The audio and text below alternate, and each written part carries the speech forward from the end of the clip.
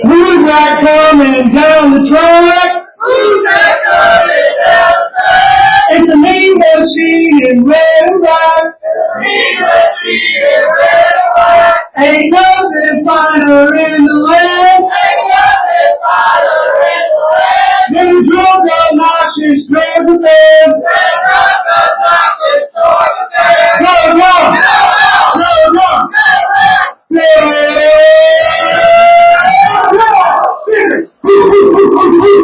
What's up, y'all? This is John and Caleb back for another episode of the Nothing Finer podcast.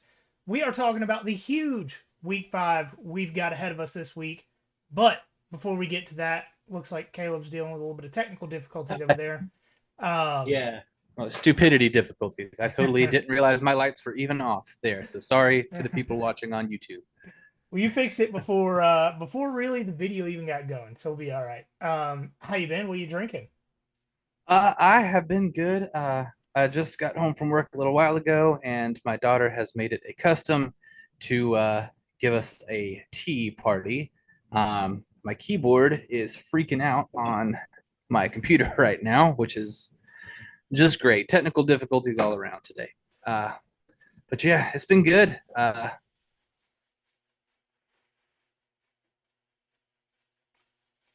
Oh, your microphone cut out.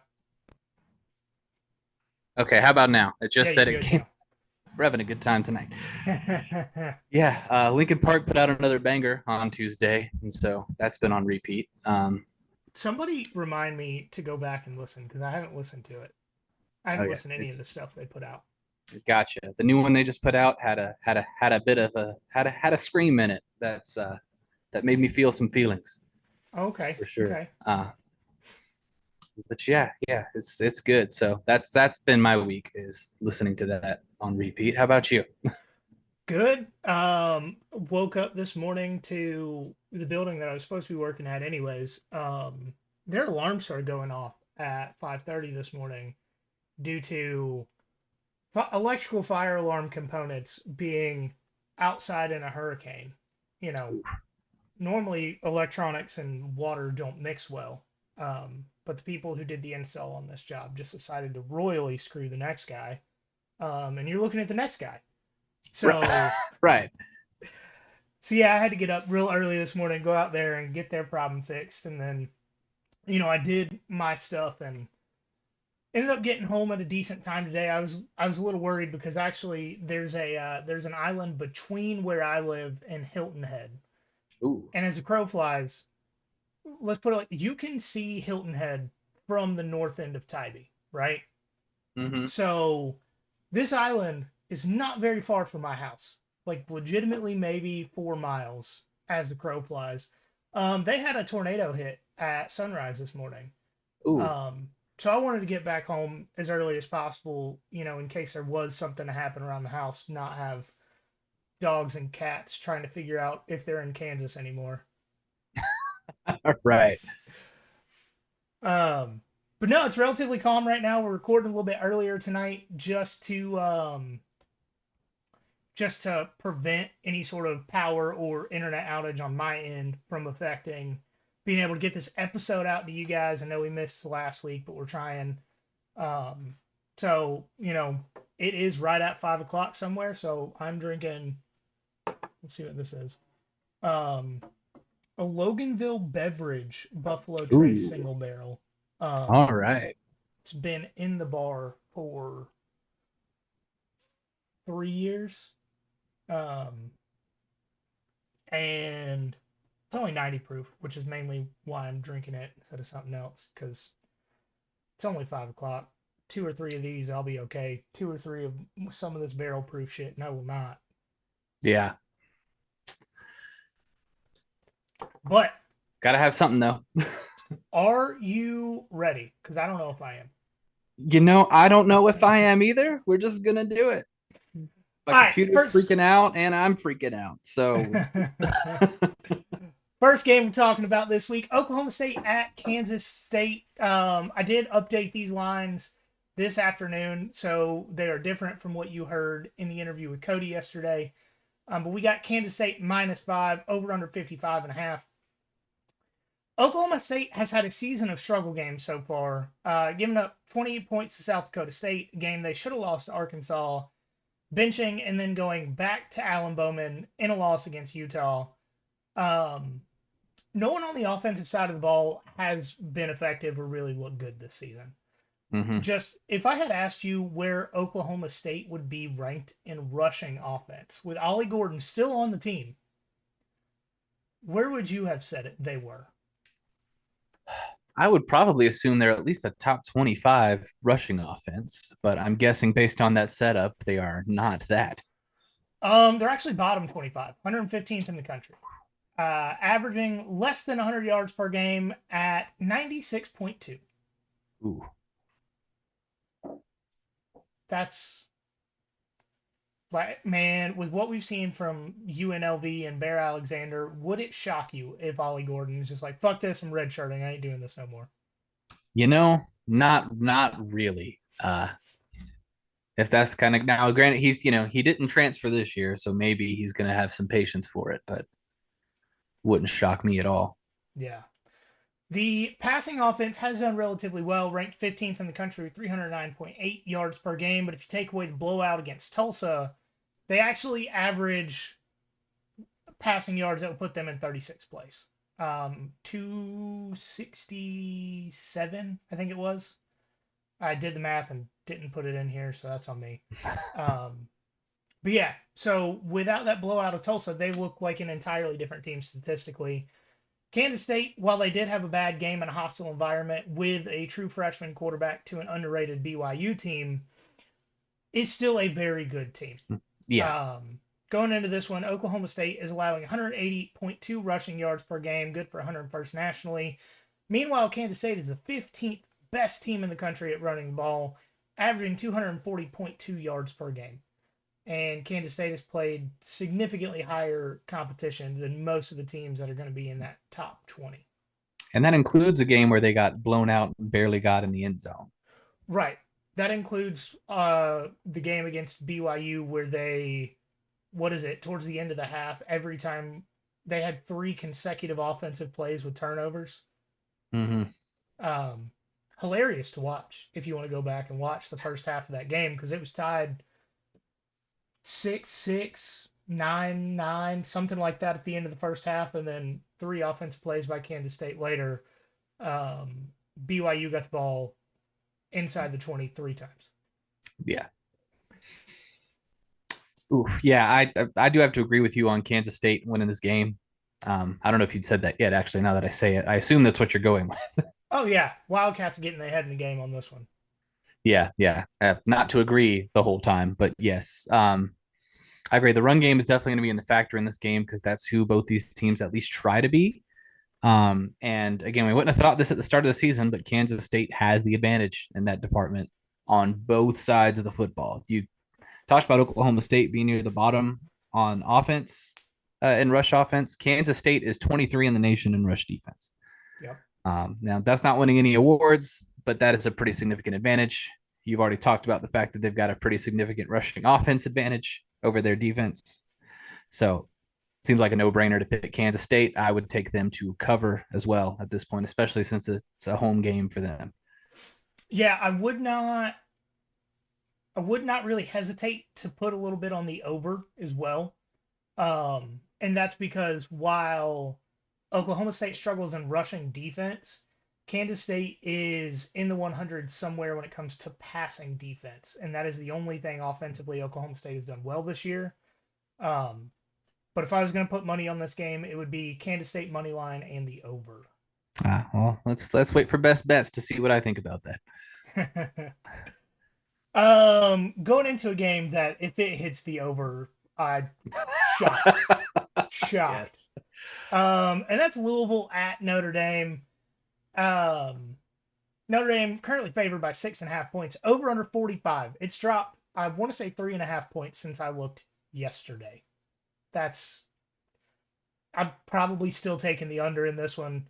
But Notre Dame just cannot pass the ball, whether it's the quarterback who, going back to our Puncher's Chance series, I've been skeptical of Riley Leonard as a passer since last season. Mm-hmm. Or is it the wide receivers who knows? Who really cares? They're 108th nationally with 173.8 yards per game passing. That's atrocious. Yeah, that's really bad for a team that's supposed to have been have a decent chance of making the playoff this year. That's really bad. Yes. I don't remember exactly who it was, but I believe Army as a service academy is not far off from passing offense of Notre Dame.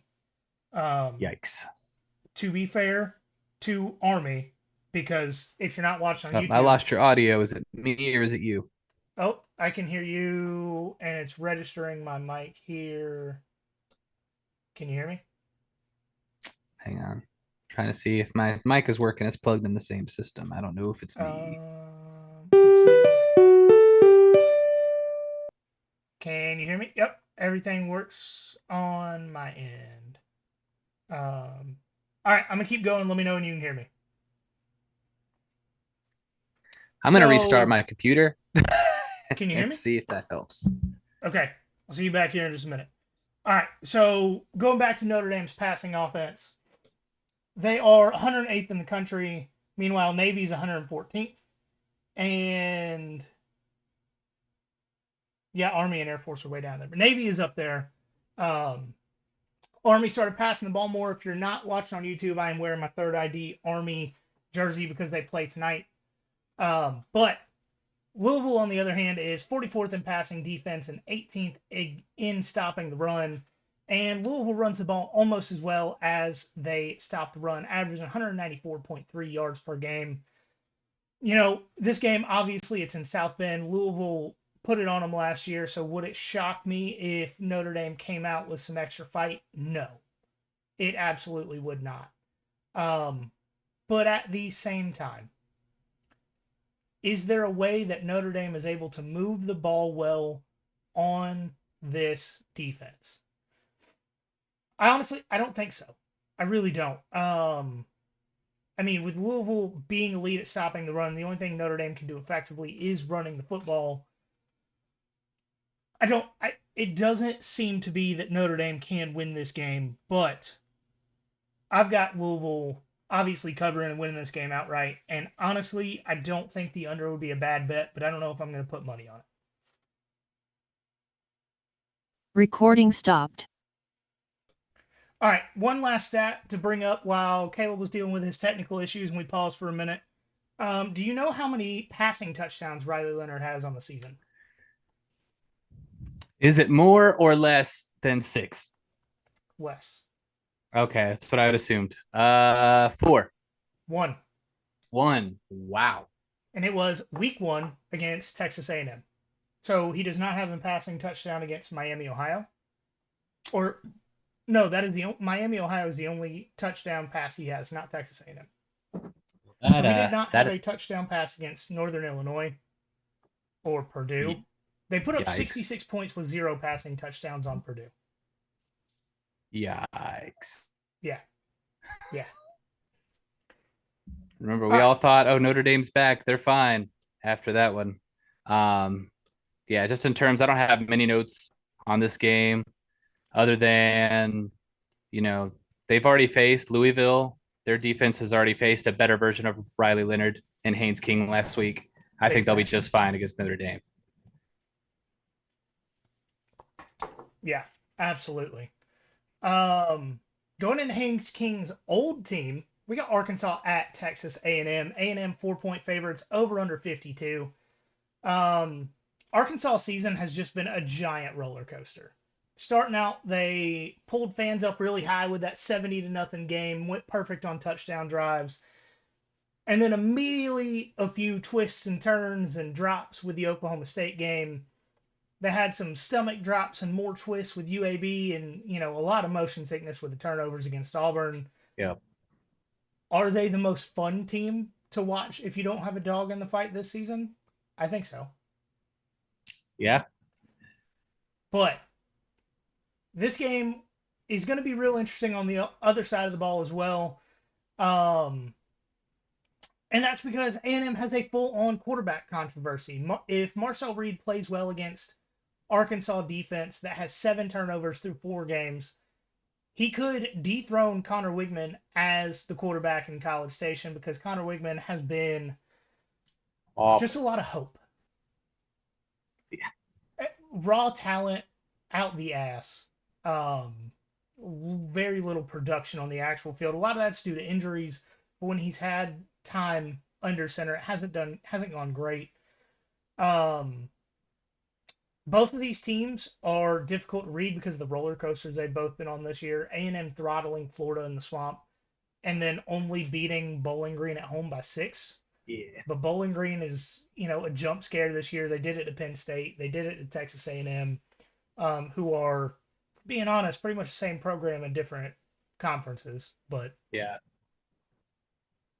I don't know. I strictly vibes play because of my love for Sam Pittman and how much fun Arkansas is this year. I got the Hogs to win the Jerry Jones Ego Bowl.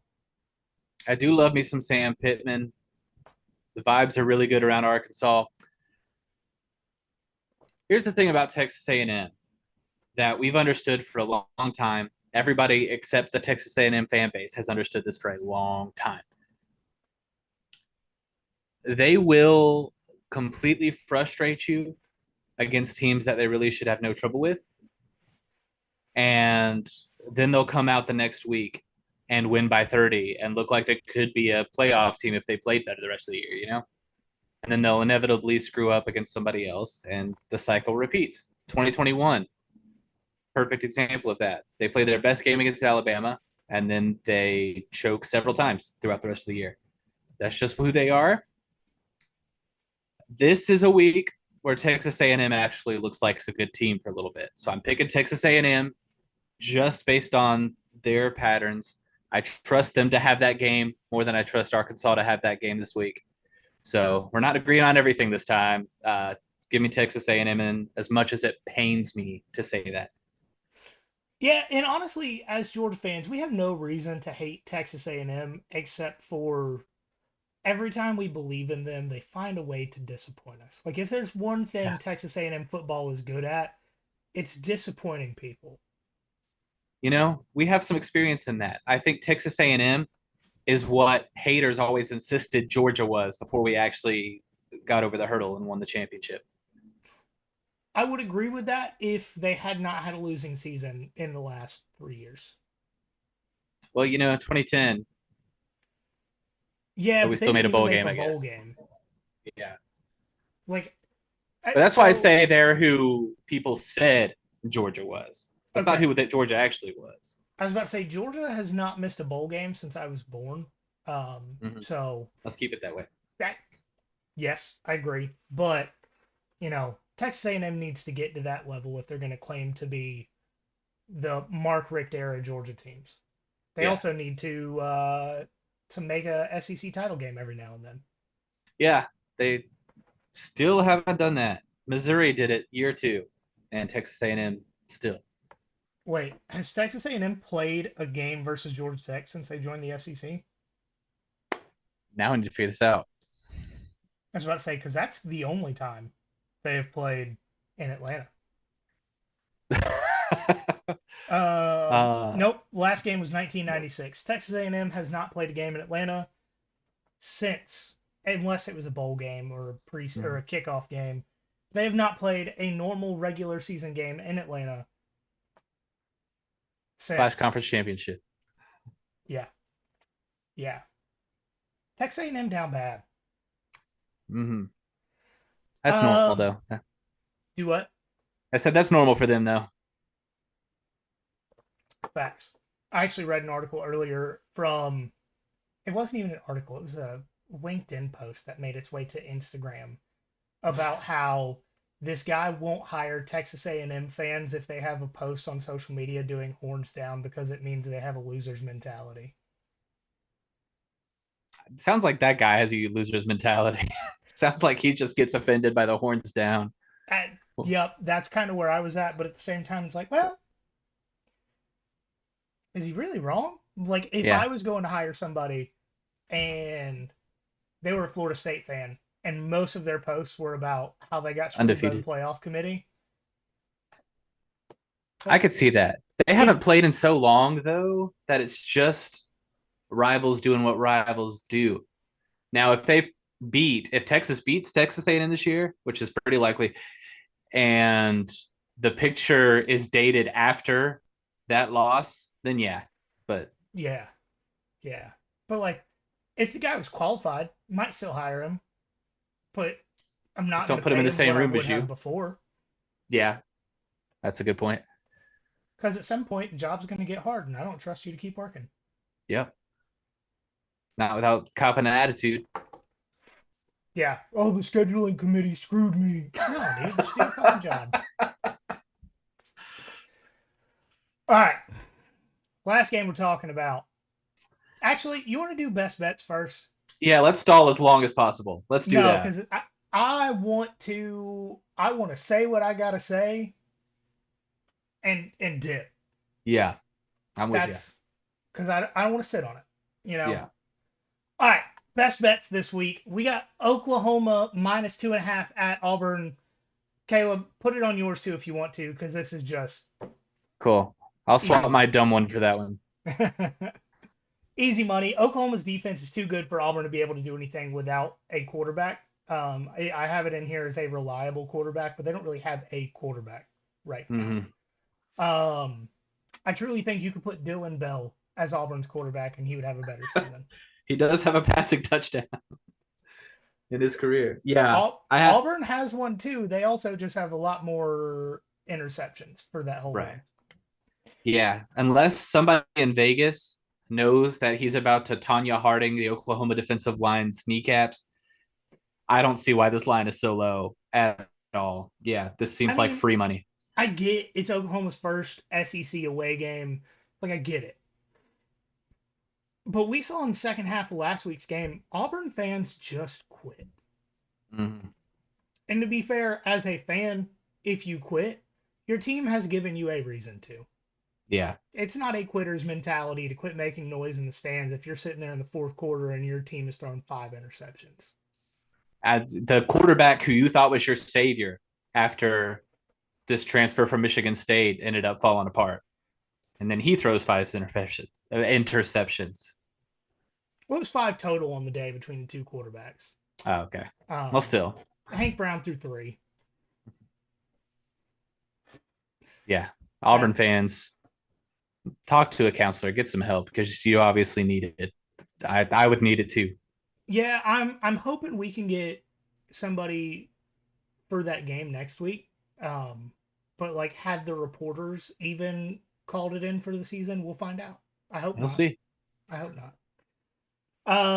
Next one, Louisville +6.5. Even if they don't win this game, I do not see how it is not a close game. Yeah.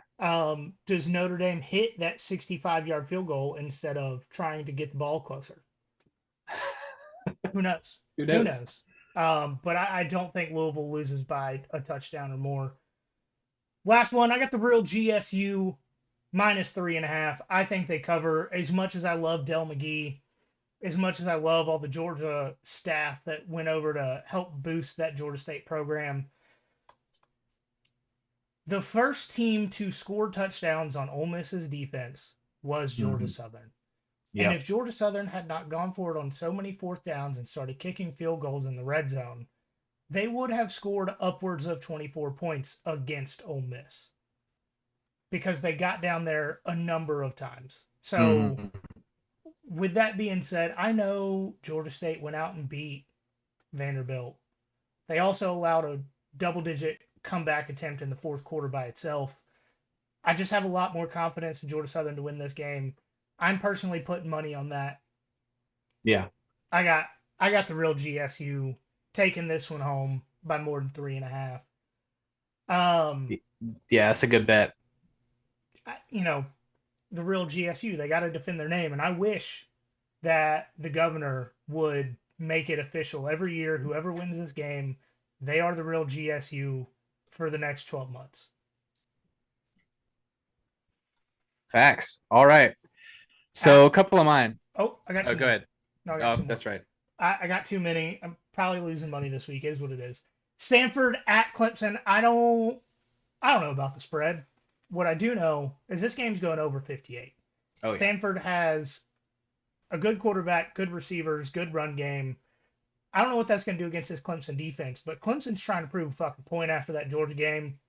So even if they're up 30 points late in the game, they're still going for it. They're still throwing bombs. They're putting up as many points as they can. So I got that over. And last one, Illinois at Penn State, but Illinois plus 18. Penn State has been vulnerable to everything Illinois is good at this year. Fun fact, Luke Altmaier, Ole Miss quarterback, former Ole Miss quarterback, is Illinois' quarterback. Ole Miss beat Penn State last year. Mm-hmm. Doesn't matter much. I understand that. But I've got confidence in Illinois. They've got a phenomenal secondary. They're good up front on defense. I think they'll be able to do a little bit of something against Penn State and cover that 18 points. Yeah, this game, I've been thinking about it. Wouldn't shock me if Illinois actually took it outright. Oh, me either. Yeah. So LSU is hosting South Alabama this week. South Alabama, the most electric offensive team in the country right now, it seems like. They are just putting up points all day, every day, all the time. LSU, how's their defense doing?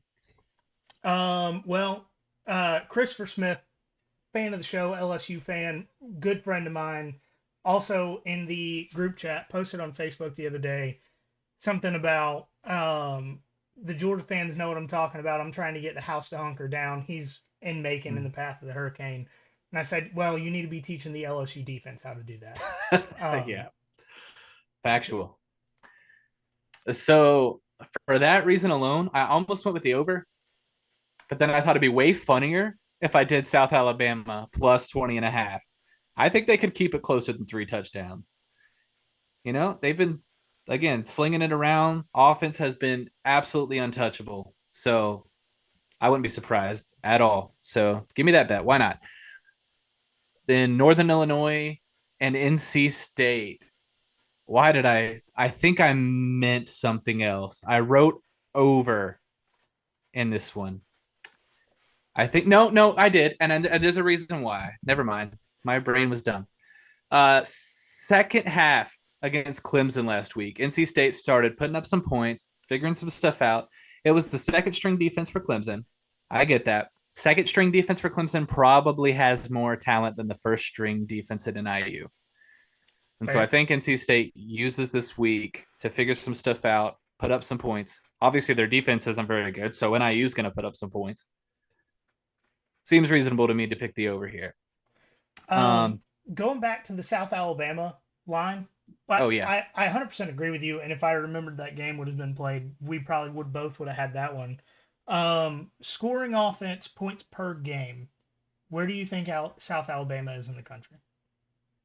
Scoring offense, points per game. Yep. I'd put them top 25. They're 9. Oh, yeah. Okay. That's a good stat. Yeah. All right. BYU is going to Baylor. I get that it's a road game for BYU. Why on earth are they not the favorite in this game? I'll be honest. If I was going to put another bet, this was the bet that I was taking. So I agree with you 100%. I have no idea. Yeah. And I didn't do the money line. I did the safer plus 3.5. Give me the extra points. But for sure. And I feel like I say this every week, and if not most of the season. In college football, home teams get 3.5 points for the home field advantage. So Vegas thinks this game is dead even. Yeah. It would be dead even if Baylor knew how to play a football game for 60 minutes. Fair. They don't. So give me BYU plus 3.5. We already talked about Oklahoma minus 2.5. Free money there. And then before I give my last pick, got to give you some context for it. Best bets have not been my friend this season. I believe last week we didn't do a show, but we still did best bets. If he had posted it before the Friday game, I would have gone 0-4 in my best bets. So I'm thinking there may be a jinx, maybe a curse with my best bets. And so because of that, give me the Alabama money line against Georgia. Just in the hopes that some bad juju goes their way. They've already got the Trump curse coming their way. Apparently, that's cursed for them. So throw a little more on there. I'll take what I can get. How much physical pain did it cause you to say that? All of it. I'm going to the doctor after this because I've never felt this much pain in my life. Solid, solid. I'm happy that it caused you pain, but I'm not happy that you're in pain. I deserve the pain. It's okay. All right, guys, we've put it off long enough. We've got to get into the Georgia Bama game. Georgia updated line as of a couple hours ago. Georgia favored by 2 points, and I've probably explained this way too many times on the show, but I'll do it again. We have a lot more new listeners this season. So Vegas moves lines the opposite direction of where the money is going. Or, no, I think I said that wrong. Yeah. They move lines in the direction money is going, right? There we go. So Georgia was favored by 1 point and then 1.5 points, and now 2 points, which means either a lot of people are putting money on Georgia or a few people are putting big money on Georgia. Mm-hmm. Does that make me feel better or worse? I don't know. It's just a thing. Yeah, I don't know. Fun fact, the over-under has gone down. Well, it started at 52, went down, went back up, and now it's gone down again to 48.5. I've been keeping my eye on this one quite a bit because it tells me Vegas and the big money bettors' confidence in the defenses. Yeah. Which, once again, does it make me feel better or worse? I don't know. I'm over-explaining things. I do it when I get nervous. It is what it is. Wait till you see my 2 pages of notes on this. Trust you, over-explaining. I thought I put a lot in here, and boy, when I kept scrolling to get to best bets, I was like, what the hell happened? But at this point, if you're listening to this, you've heard my conversation with Cody. If not, go back and listen. We'll see you in a minute. Do do do do do do do. Do, do, do, do, do, do, do, do. All right, you're back. Now that you listen to that episode, you've heard about how Bama can win this game, a little bit on what he's concerned about Georgia doing in this game. Do you want to know how I think Georgia wins this game? I think you drop those fucking nuts. They can't stop the run. In 2 of their 3 games, they've allowed over 150 yards rushing. Against USF, they allowed 206. Mm-hmm. And none of those have been against competition close to Georgia's level. You got to win those matchups against their defensive backs because they haven't come close to being tested yet. The best passing offense they faced was a Western Kentucky team with TJ Finley. I don't know how. It's another failed Auburn quarterback that transferred out, right? No, he is a failed LSU quarterback that transferred to Auburn, that transferred to Texas State, that transferred to Western Kentucky. Good prospects. Yeah. It was going back to 2020.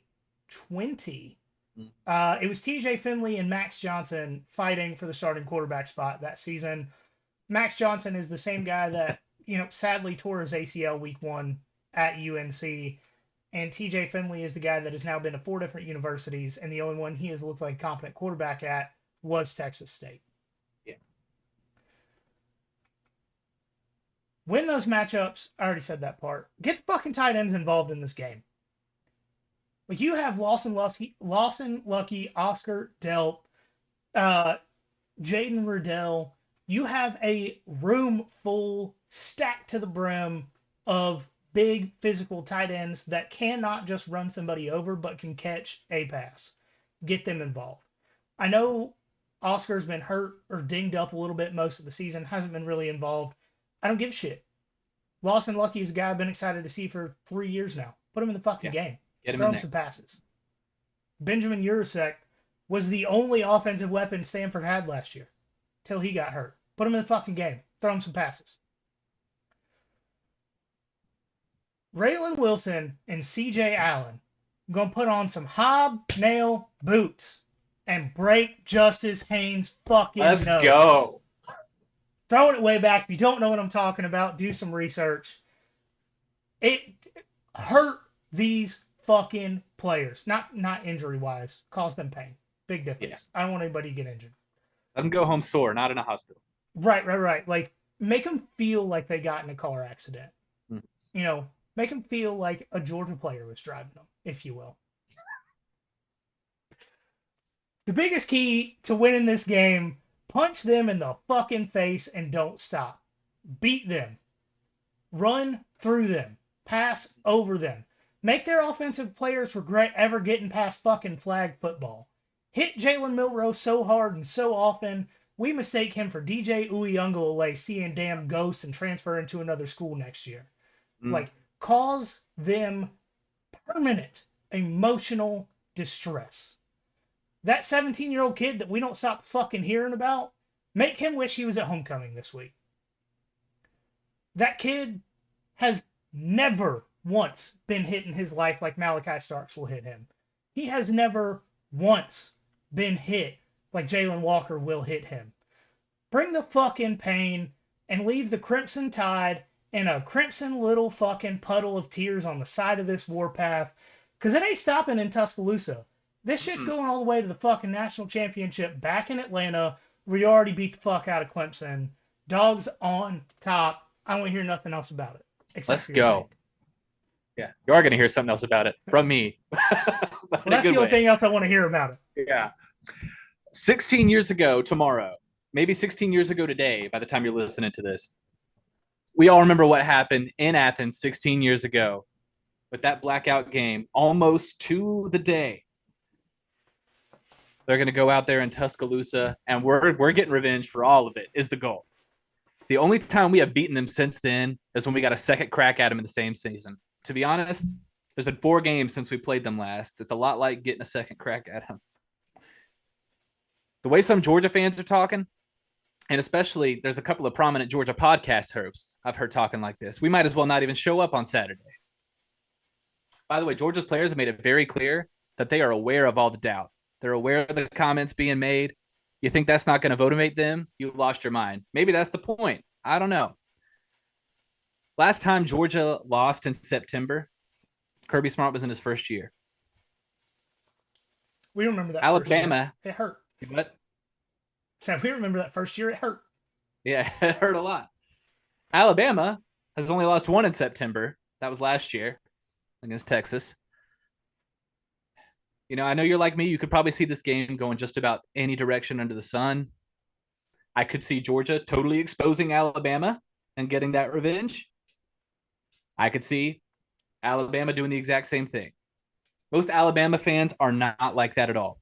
Most Alabama fans are 100% sure they're winning this game. They don't think we remotely have a chance of showing up. Fine by me, because if we beat them, that's a lot more satisfying. So there's a couple of stats about this game I want to bring up because it's going to be really important to this one.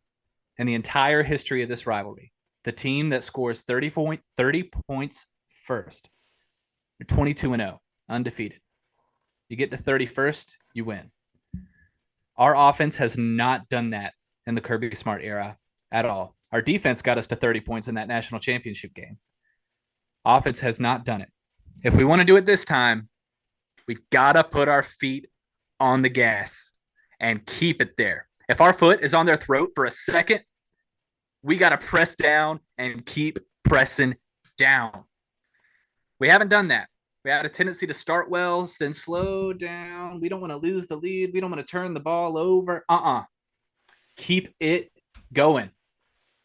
Another stat. I'm just going to stop with the notes. I got way too many, and I got way too many feelings. Another stat. The team that has rushed for more yards in this game in every single meeting has won the game. I've heard a lot of talk about how Georgia's receivers haven't emerged as playmakers yet. And, you know, we've got a couple that could show up. Lawson Lucky showed up once against Clemson. We haven't really seen him since. Maybe they're just trying not to put him on tape. I don't know. Oscar Delp is apparently better. He's been banged up. We don't know. Unfortunately, London Humphreys did a little too much necking. He's not going to be there. But somebody could step up there. But the real people who need to step up in this game, offensive line, Trevor Etienne, Nate Frazier, anybody else, Branson Robinson, everybody in that backfield, It's time to step up and run it down their throat. They are vulnerable when you run it down their throat. South Florida ran it down their throat, and they don't have the dudes up front that we have, even without Tate Ratledge. Meanwhile, Alabama, 85% of Jalen Milroe's touchdowns have been on explosive plays. You got to limit the explosive plays. Don't get me wrong. I would rather them not have any. Kirby Smart defenses, though, if they give up explosive plays, they prevent those explosive plays from becoming touchdowns. Remember Malachi Starks against Missouri a couple of years ago. Save the game by not letting that get in the end zone. By the way, Alabama's 90th in the country in red zone scoring. If we can make them go down inside the red zone instead of letting them get to the end zone, we got a way better chance of just making them settle for 3 instead of getting 7. You're going to have to do that because that's going to make them have a hard time getting to that 30. And so what I'm about to say, I am primarily saying because I am a fan of the Georgia Bulldogs, and I will admit that. Red and black glasses on all day. They don't come off. You're just going to have to deal with it. That's what this podcast is. You had your objective back and forth yesterday. This is when we get to plant our feet in the ground and tell you exactly what we think about this team. I believe in these guys. I will always believe in these guys. It'll be tough fought. I just think Georgia has the better team. When I look at them, I know how we played against Kentucky. I know how they've played against trash all year. I just think we've got a better team. I think they're better. I think they've been in this spot before. I think they have more to lose in this game. I think they have more motivation to win this game. We've been dealing with all the disrespect the last 2 weeks, and we know how they respond to that. So just as sure as I am that Kirby Paul Smart is the best coach in America, as sure as I am that one day Caleb Williams is going to have a lovely wedding ceremony where he marries his boyfriend, Mike, I am just as sure that if these dogs show up, they will win this game. All right, guys. I don't know if either of us can emotionally take talking about this game anymore. But going to finish with 2 things. 1, go Army, beat Temple. Game starts in about an hour. And 2, to hell with Alabama. Amen. We're going to go through the socials real quick. If you don't know them by now, you should. We had a post go relatively viral today for us. But the Instagram's at nothing.finer.pod. Twitter is at finerpod. Look us up, Facebook, YouTube, TikTok, Nothing Finer Podcast. Feel like I'm missing something. But anyways, Threads as always, out there somewhere. Yeah, if I miss something, just go back and listen to every episode we ever posted. You'll find it. As always, guys, remember there is nothing finer in the land than a drunk, obnoxious Georgia fan.